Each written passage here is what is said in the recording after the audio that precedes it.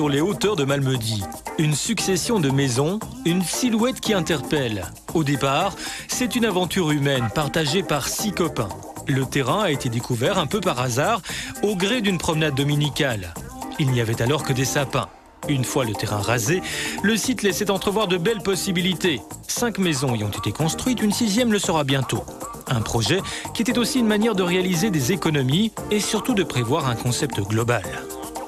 C'est une sorte, si vous voulez, de lotissement, mais sans réel règlement créé par géomètre. Donc on s'est fait un cahier des charges tout à fait spécifique à cette zone-ci. Et on a pu introduire à l'urbanisme le plan complet des 6 habitations en une seule fois. Un terrain d'1,4 hectare. Construire 6 maisons, cela a permis bien sûr de négocier des prix auprès des fournisseurs de matériaux. Nous voici dans l'une d'entre elles. Alors Guy, on se trouve dans une des maisons. Comment est-ce qu'on peut définir celle-ci ? Celle-ci, en fait, la particularité, la maison de Christian et Géraldine, elle s'articule en fait d'une manière un peu spécifique, c'est-à-dire qu'on y vit en partie supérieure et on va développer les chambres à coucher dans le bas de la maison.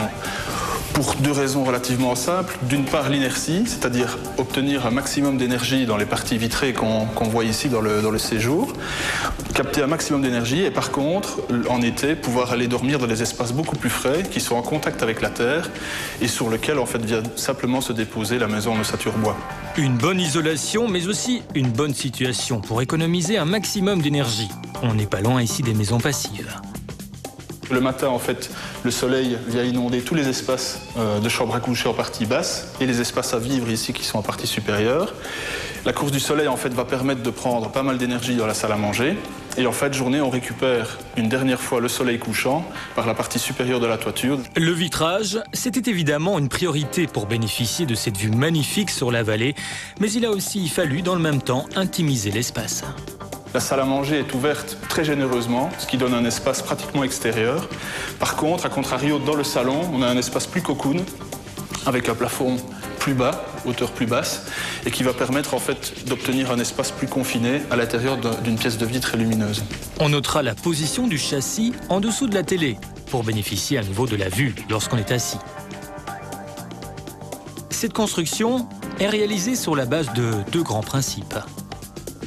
La partie supérieure de la construction est en structure bois, donc ossature canadienne, avec, je dirais, assez bien d'épaisseur d'isolant à même la structure, tandis qu'en partie inférieure, là, on va travailler de manière plus classique, puisque du côté rue, on doit retenir les terres, évidemment, et pouvoir asseoir l'ossature bois sur quelque chose de rigide.